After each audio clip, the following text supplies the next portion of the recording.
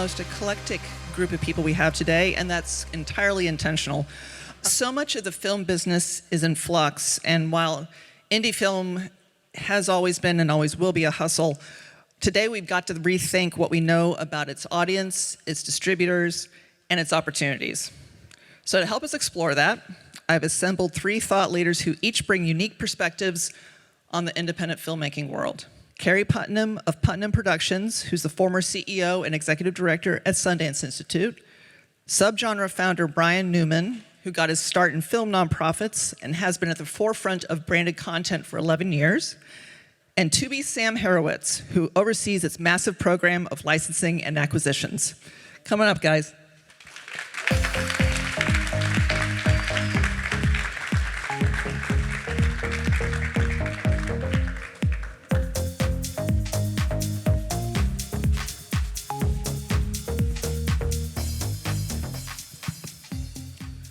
So I'm going to start this off with Keri because she made some news yesterday with a major study that she's been working on for the last year plus. And I'm going to let you take it from there. Tell us what the study is. Oh, okay. Well, I've always cared, especially after my many years at Sundance, but always cared about the future of the independent field. And after leaving Sundance, I kept thinking about it. I kept talking to people and hearing everybody understood what the problem was, I think, but solutions weren't clear. New entrepreneurial ideas were coming, policy conversations, other things. And what I felt was there weren't a lot of people talking to one another, and there wasn't a lot of information within all of that that centered the audience. So I applied for a fellowship to spend some time and talk to about 200 people in the field, maybe more, and then hired a bunch of collaborators and vendors to help us get a picture of who the audience is for independent film. And the headline is, and you can read the report online, but the headline is, we found through a national survey a very interested, eager audience to watch independent film and documentary here in the US, but that when we studied the actual viewership across all platforms, there was a real gap between how many people were finding it and watching it and that interest level. So I see that as a big opportunity, and we can talk more about that. Yeah, so, that gap is 44 million, right?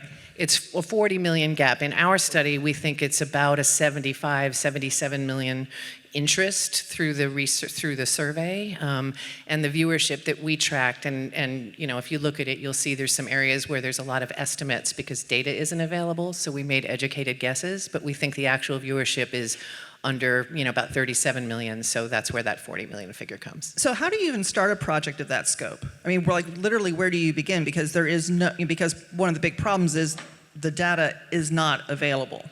Yeah, it was a really big problem.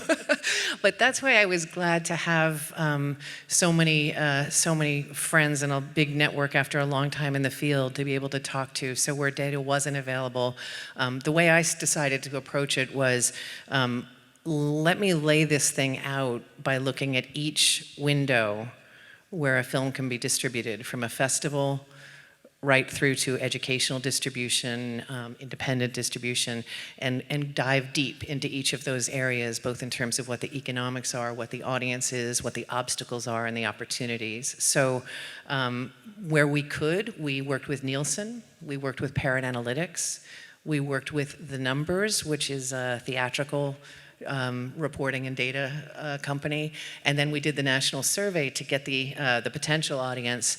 And so taking data from all of those streams, we also, I see Barbara Twist here, we also collaborated with the Film Festival Alliance and the Art House Convergence and did surveys with them. So all that data poured in, and then where we couldn't get data, which included free streaming and a few other areas, I relied on interviews and a lot of extrapolation. So I want to throw this to Sam. In terms of the data that Tubi is responsible for, that's an absolute trove of information.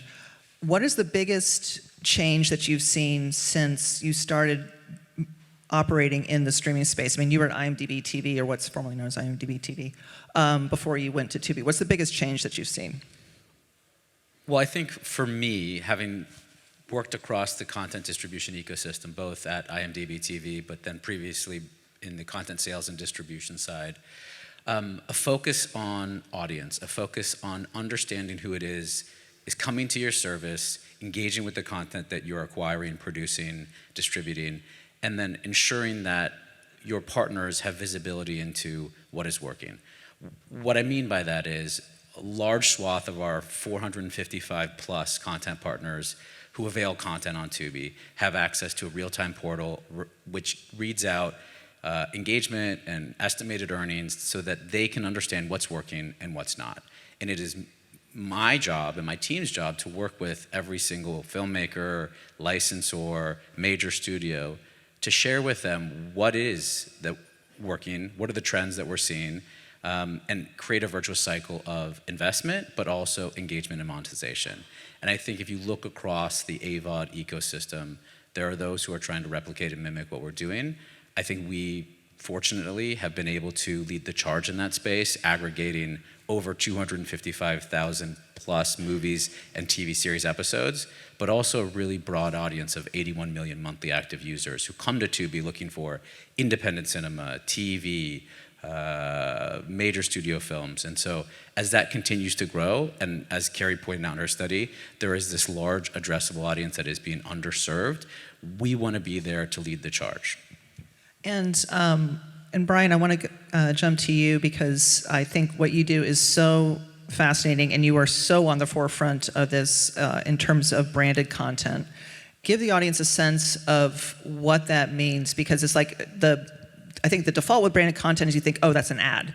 And when it's actually so much more nuanced than that, because the whole point of this is that this is film, TV that brands actually want people to see because they want to see it, not because they're there to support Yeti or whatever. Yeah, so I work with probably 30 or 40 different brands at any given time through our company and subgenre, and we don't even like to call it brand content. We say it's brand-funded film or brand-funded television, whichever one they're doing, because they're not looking for product placement. It's not an advertisement. And a lot of filmmakers think that's what it's going to be, and what they actually want is more values alignment. So REI is a client, for example, and REI is funding films mainly to get people off their phones and off their butts and outside. Like, that's what they want you to do. And they're not going to be able to do that through an ad, and everyone thinks that you need to be a super duper mountain climber or something.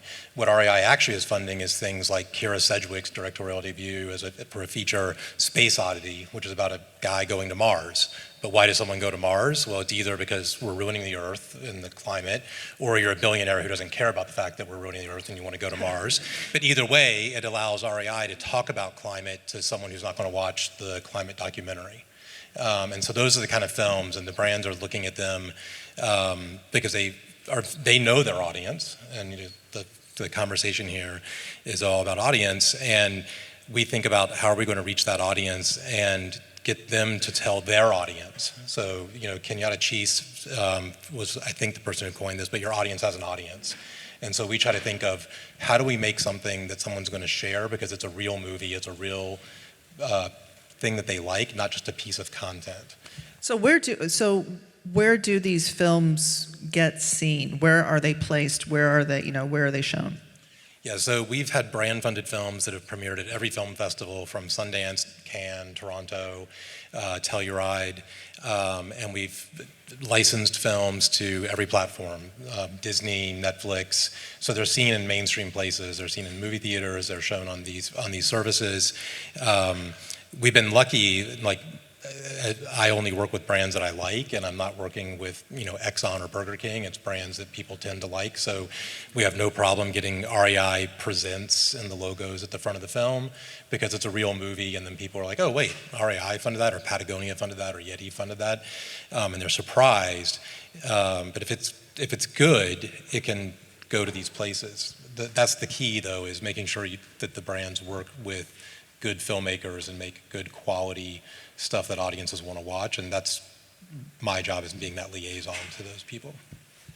For these brands, it's like, how do they look for talent? How do they find, how do they find filmmakers? Or, in terms of like, is it like, REI has an agent, and so that's how they're connecting with filmmakers? Like, how does that work for them?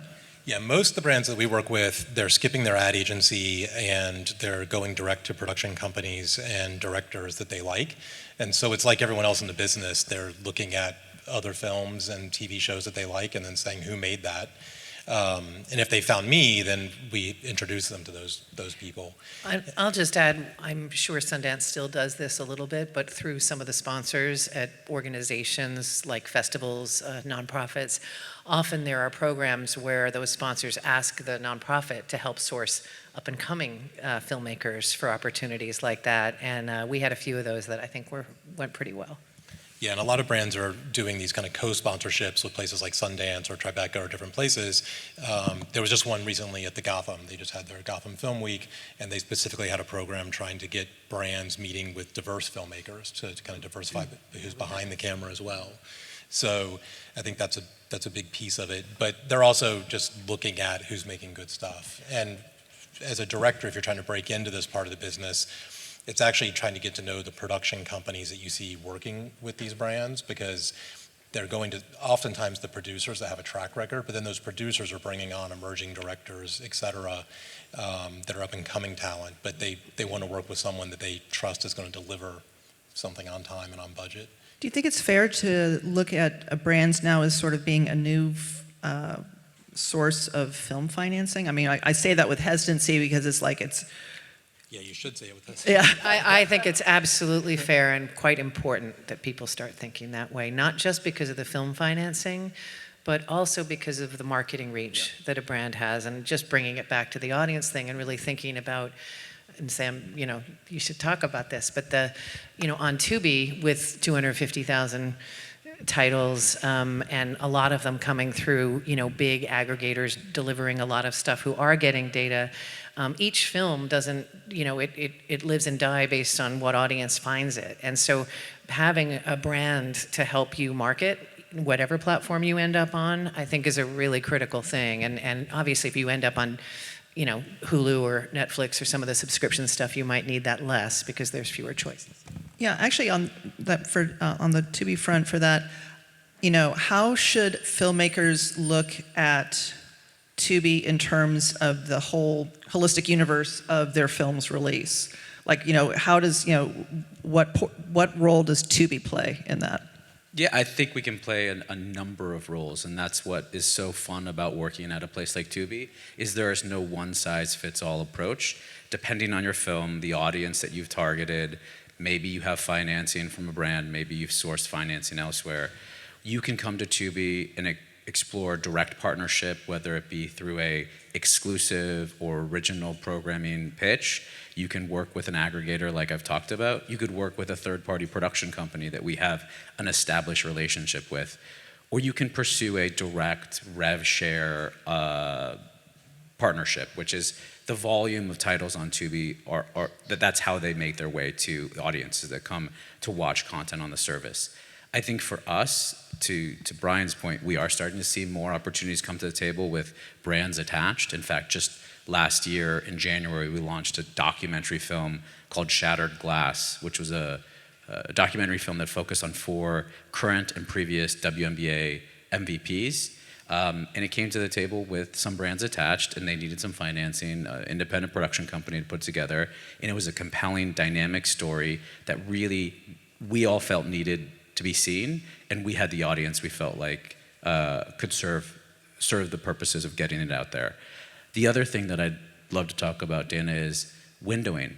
When you think about what are the primary ways in which your film can be seen, AVOD historically has been a place that has been looked at by distributors and filmmakers as the last stop on the train. And I think what we have the luxury at Tubi over the last, I'd say, 3 to 5 years to be able to do is redefine in a very productive way how rights holders think about windowing their content. If you come to Tubi now, you can see films and TV series in much earlier windows than historically folks had been thinking about exploiting those titles in the ecosystem. And I think that's a testament to us, but also to the overarching viewership in America who are willing to and have found AVOD as a surprising and delightful experience.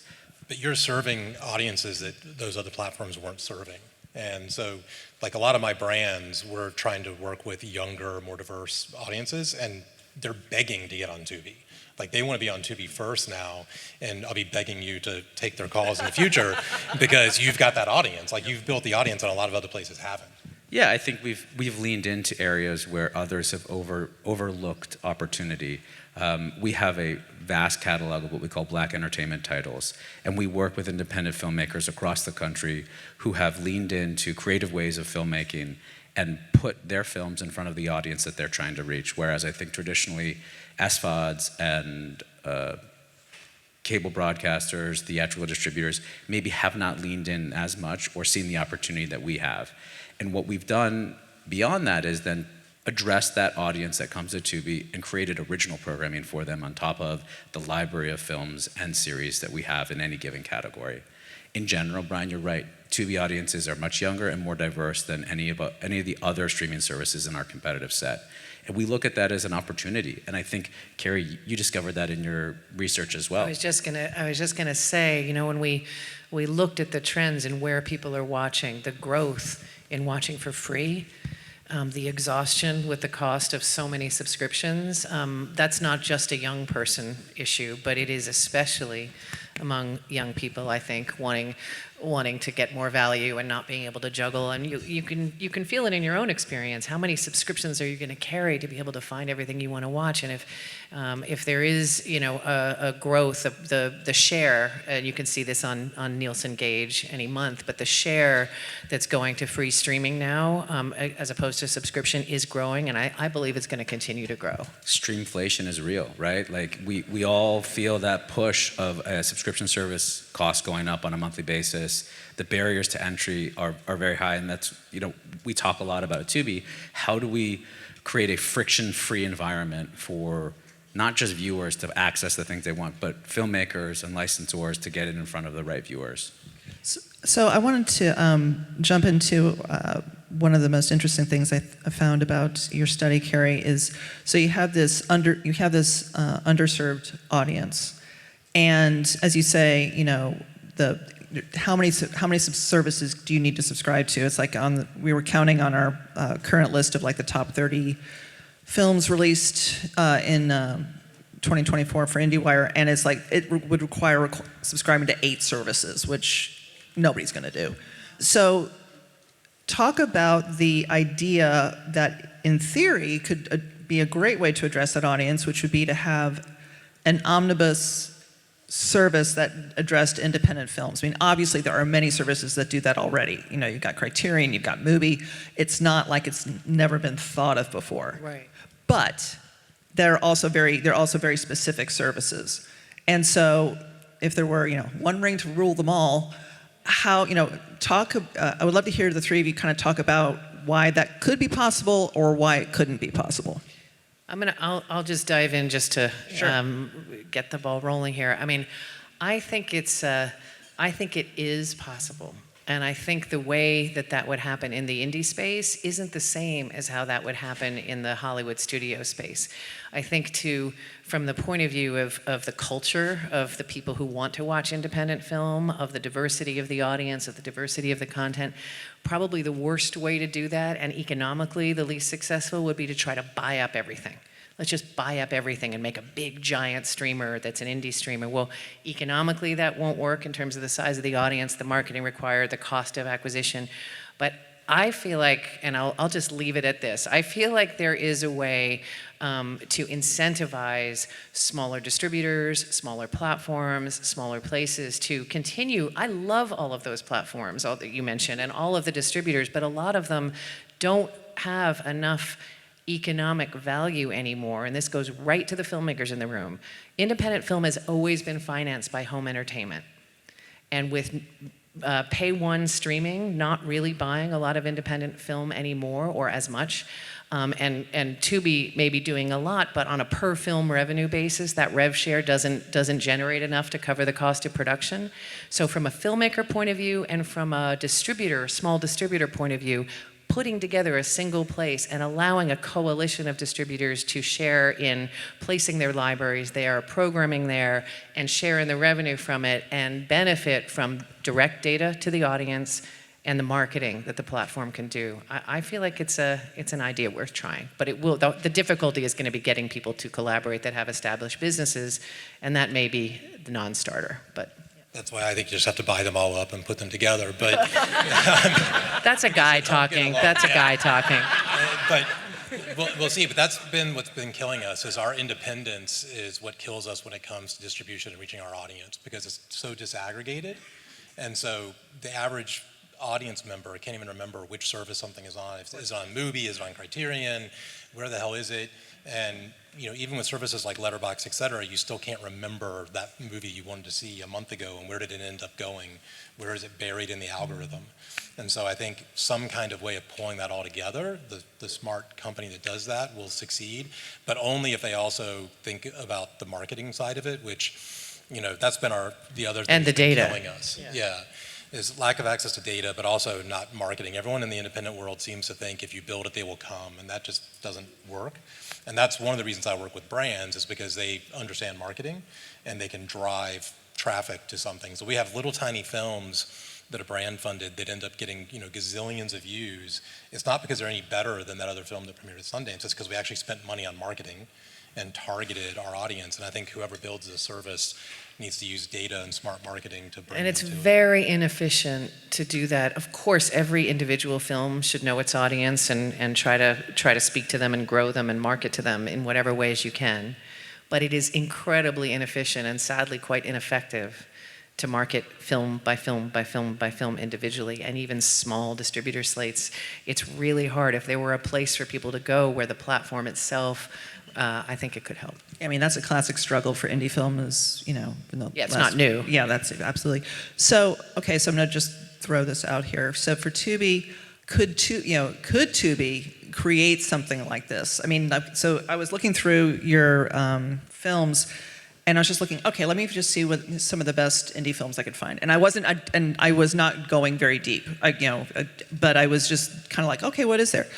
It was impressive. I mean, it's got Precious, Amores Perros, Coraline, Secretary, Kill Your Darlings, Capote, Searching for Sugar Man, But I'm a Cheerleader, It Follows, and Take Shelter. And like I said, that was a pretty cursory look. But all of those films I found in different places. I don't think there's an indie genre thingy, or like indie classics or something that's there. Could Tubi do that? Could Tubi promote itself as a home for that? I think we are. And yes, depending on how you enter the service, Dana, you can access all of those films in specific containers that are categorized via genre or content type, but you can also navigate to an indie film container that will avail all of the titles that are classified as such on the service. I think the other thing I'd touch on is that doesn't even include the list of indie films that we have made and or licensed that are branded as Tubi originals that would have never likely reached their audience had we not sought them out, whether it be a production company, an independent filmmaker, or a licensor, and said, hey, we really like what you've done. We have data that suggests that there's a large addressable audience. We'd like you to do more of this. Can I ask you a question? How many indie films, new U.S. indie films, are on Tubi every year? New, not the library ones. I tried to get that number from your colleagues. I couldn't get that. I might be as challenging to get that answer from as well. A lot.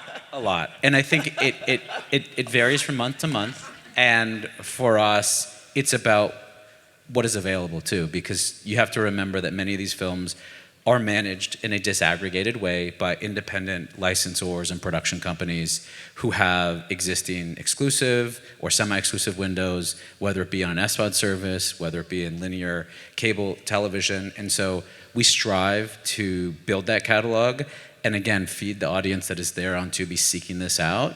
In fact, I don't know if she is here right now, but Sarah Corrigan, who sits on my team, looks after all pay and licensed original acquisitions, is at every market, at every festival, talking to independent filmmakers on how we can buy up the food chain and access some of these films in a much more primary window, and also get it to audiences quicker. So a lot would be my answer. It is a lot. It is a lot. I think I had 1,500. I mean, it's a big number. But I think also one of the things that I was, if there weren't a new platform that was a subscription platform, it could be free, it could be subscription. Using the current platforms, would you ever be open? This is one of the recommendations I've been thinking about. Would you ever be open to a joint marketing effort from a bunch of indie producers, financiers, or distributors to actually activate that vertical in a bigger way on your platform? I think all opportunities are on the table, and we talk a lot about transparency, about collaboration, about discovery, all themes that Keri, you and Brian have mentioned in relation to how do we solve the current challenge in the marketplace. We have done things like co-acquire films with independent distributors, releasing them on transactional, and even theatrically. We have a film that we produced that's going to come to the service in Q1 of 2025 called The Thicket. It's an independent film that we produced, stars Peter Dinklage, Juliette Lewis. It had a theatrical release in September, transactionally, and then it'll come to Tubi. So we like to break traditional convention around windowing and partnership. So I would say we'd be open to talk about it. And the break there is just skipping subscription. Yes, but also explore how we can get a film to the broadest possible audience as quickly as possible. And who knows, in success, could that film then be windowed back to an SVOD? For sure. Sure. So I'm just going to do a quick and entirely unscientific poll, asking the audience if there were a all-encompassing indie film service that was ad-sponsored. So you're watching ads while you're watching these movies. No. Who would be interested in a service like that? Just Some of the saying. 40 million audience. It's Yeah, not see, sitting we there got right the now. core audience in here, though, right? I mean, you wouldn't be here if The you... IndieWire event. Yeah, like I said, entirely unscientific. Unsigned. So before we wrap up, I just want to kind of get some final words of wisdom from you guys. All of you, to me, represent people who are at the forefront of whatever indie film is going to be evolving into, because to me it's a given. It is evolving. It is changing in radical ways, some of which we can see, some of which we can't see. And in 5 years from now, it's going to be completely different all over again. And I think all of you represent different facets of that. Do you have any insights or thoughts that you want to share with the audience in terms of what you think they should be looking for next, what they should be prepared for next? Keri? Yeah, I would encourage everyone to take a deep dive, and there's plenty of ways to do this. I'll reference what's in the report I published, but there's plenty of other ways. Take a deep dive into what's happening in what used to be called self-distribution, what I call independent distribution in my report. The technologies, the tools, the case studies, I aggregated some of them in a drive you can go look at. What I'm seeing is an amazing amount, and working with brands, thinking about communities that maybe are underreached. I think that's an area, not obviously for each individual filmmaker out there, you should know about that because that may be where you are and there's lots of things you can do.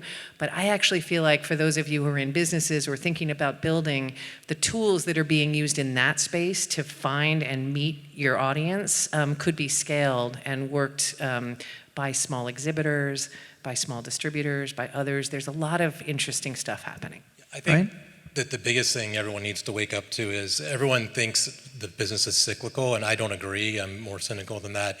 I don't think Netflix is coming back. Like, they've been walking away from independent films and specialty films, and everyone's been hoping they're going to come back. I don't think they are.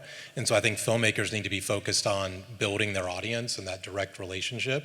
And even if you get lucky and get a distributor, they don't know who the fuck your audience is either. You do.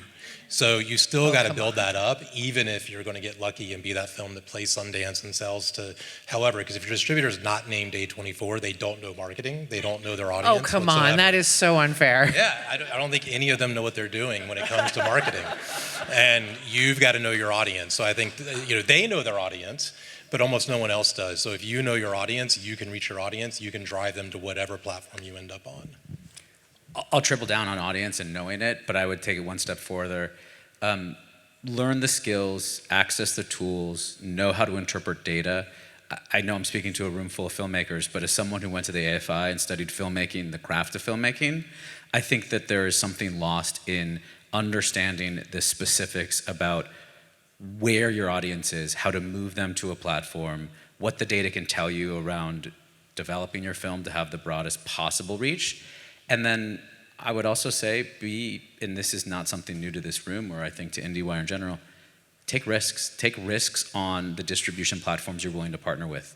5 years ago, had any of you heard of Tubi, right? So be willing to engage early and often with those who are trailblazing and redefining the way we think about content distribution. And I guess those would be my 3 pieces of advice. And my last word is going to be to see Keri's study. It's indiefilmlandscape.org. It is a treasure trove of information. Thank you guys so much. Thank you.